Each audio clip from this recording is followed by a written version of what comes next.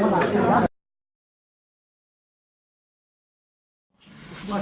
bonjour à tout le monde. D'abord, je voudrais remercier M. Reynaud et M. Amestoy, avec qui nous travaillons depuis de nombreuses années sur un projet franco-allemand qui me tient à cœur et qui tient, je crois, la classe, qui intéresse vraiment la classe.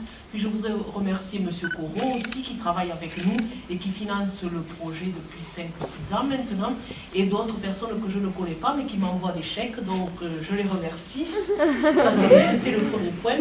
Bon, il faut savoir que l'aide que vous nous apportez permet à chaque élève de participer à un projet avec un lycée de l'ex-Allemagne de l'Est, à 150 km à l'ouest de Berlin, dont nous sommes partenaires, le lycée Bourdelle et le lycée Gottfried Arnold de Perleberg, et nous travaillons chaque année sur une thématique de la mémoire, tant une thématique, on va dire, philosophique qu'une thématique historique, c'est-à-dire que nous avons, bon, moi je suis professeur en sciences sociales, donc les élèves sont censés travailler dans le milieu sanitaire ou dans le milieu social, et nous travaillons sur la déontologie et l'éthique sous le nazisme, donc nous avons eu l'occasion de visiter des hôpitaux psychiatriques en Allemagne qui ont travaillé sur les programmes T4 d'élimination des asociaux à ce moment-là.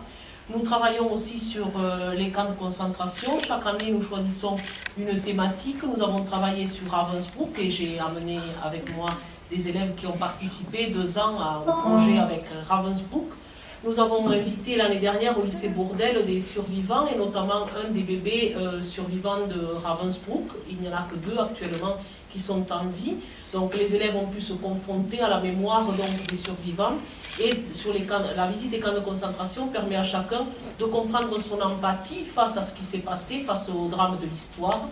Nous travaillons aussi avec le mémorial d'Oradour et nous avons travaillé aussi une année avec le bicentenaire de la guerre de 14. Donc nous avons eu l'occasion avec les élèves allemands. Je précise que tout ce partenariat se fait avec les élèves allemands à Verdun.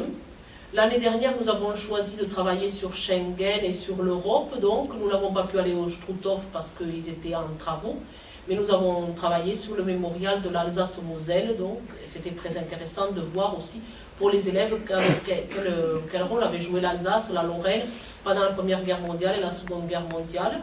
Donc je tiens à remercier toutes les personnes qui s'associent à ce projet, et bien sûr l'ONAC avec qui nous sommes en partenariat direct, on peut dire. Voilà. Maintenant, je vais laisser peut-être la parole à une de vous qui a participé 2 ans au projet. Alors, je ne sais pas, Chayane, tu veux venir parler? De Ravensbrück et Jean-Claude qui est un bébé de Ravensbrück. Et du coup, ils nous avaient fait part de leur histoire, tout ça, et on leur avait écrit donc une lettre pour un peu leur rendre hommage. Tout ça. Donc, chère Lily, cher Jean-Claude, je m'appelle Chayane, j'ai 18 ans, et si aujourd'hui je vous écris, c'est parce que j'ai eu l'immense chance d'avoir visité le camp de Ravensbrück en Allemagne. J'ai pu passer une semaine en Allemagne où j'ai visité plusieurs lieux, dont ce camp. J'ai visité le camp un jour froid, pendant lequel tout semblait s'être arrêté, même le temps. Je connaissais déjà l'histoire de cette terrible époque, et même si je comprenais, une partie de moi ne pouvait pas imaginer. Mais quand la visite a commencé, j'ai enfin pu. J'ai imaginé l'horreur, j'ai senti la peur et le désarroi. J'ai ressenti de la tristesse et aussi un sentiment lourd, comme si tout le malheur du monde s'abattait sur moi. J'ai repensé à mes parents très forts, eux-mêmes victimes de la guerre, l'Anfal. À ce moment-là, j'ai compris la chance que j'avais, la chance d'être née dans un pays et pendant une période où je n'avais rien à craindre. Pendant la visite, je me suis imaginé la vie des femmes. J'ai imaginé leurs visages et leurs pensées.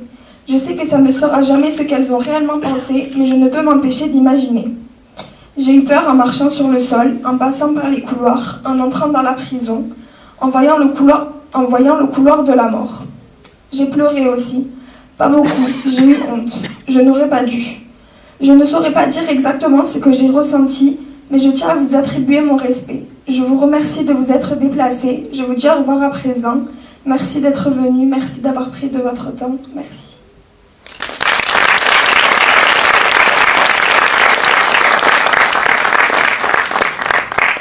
Chère Lily, cher Jean-Claude, je m'appelle Ayette, j'ai 18 ans, et l'an passé, lors d'un programme d'échange franco-allemand, j'ai pu visiter le camp de Ravensbrück. Si je vous adresse ce message aujourd'hui, c'est parce que je voudrais vous apporter tout mon respect et ma compassion sur vos épreuves vécues. C'est une grande chance que nous avons aujourd'hui de vous recevoir parmi nous.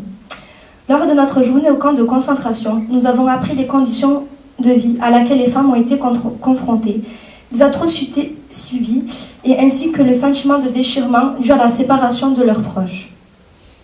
Mais nous avons tout de même pu voir qu'elles ont été des femmes fortes, courageuses et honorables. Il nous est difficile d'imaginer aujourd'hui votre ressenti concernant votre déportation et la force à laquelle vous avez repris le cours de votre vie. Votre passé nous fait prendre conscience que nous avons une vie assez confortable et que nous sommes proches des personnes qui nous sont chères. De ce fait, nous devons cesser toutes nos plaintes. Nous vous remercions pour votre déplacement et aussi pour nous avoir apporté votre témoignage. Votre parcours nous laissera des traces dans nos mémoires et aussi dans celles des générations futures.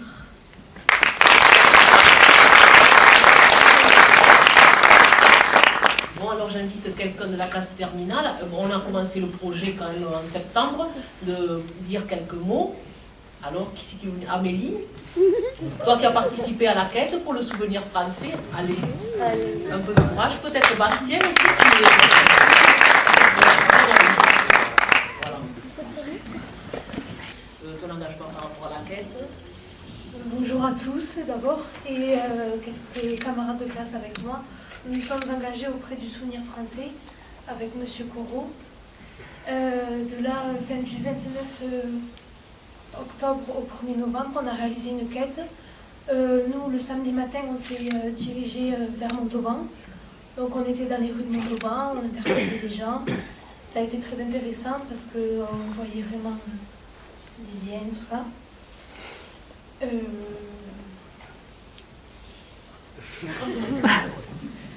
Vous avez par ton expérience. Oui. Voilà. Et peut-être Bastien, peut-être faire une récapitulation un peu sur le projet, qu'est-ce que tu en penses, comment tu vois les choses. Et déjà bonjour à tous. Donc nous avons choisi l'année dernière de participer au projet franco-allemand. Donc ce projet est un projet très intéressant que nous suivons avec notre professeur, Madame Bardou. Cela nous permet de connaître l'histoire du passé, des guerres, et surtout de savoir et de rendre hommage à nos combattants derniers. Et je trouve ça que c'est une force. Quand on est parti en Allemagne pour le voyage, donc dans le cadre d'un échange. Donc on est allé en Allemagne, c'était il y a 2 ans déjà. Oui, notre classe c'était il y a 2 ans. C'était donc le 21 mars qu'on est parti, je me rappelle. Quand on est arrivé en Allemagne, donc bon, on a fait la rencontre des familles, tout ça, et très vite, donc en fait, on a commencé à préparer des exposés sur donc l'action T4 qu'on a présenté ensuite le jour d'après, c'était, il me semble, dans un hôpital psychiatrique qui était donc en fait qui a servi à expérimenter les chambres à gaz. Donc c'était là-bas qu'on a fait des expérimentations, tout ça. Donc on a visité, on en a appris un peu c'était donc les personnes handicapées, asociales, tout ça qui était dans cet hôpital psychiatrique. Ensuite, donc on a visité, donc comme on a dit, le camp de Ravensbrück. On a visité un peu, bon, c'était pas tout à fait le camp comme il a été créé, puisque bon, on sait que les nazis ont rasé beaucoup de camps, tout ça, pour pas laisser de traces. Mais voilà, on a quand même pu visiter tout ce qui était les prisons, ils ont essayé de restituer le plus possible pour que ce soit le plus vrai possible. Donc ensuite, on a fait quoi d'autre déjà ?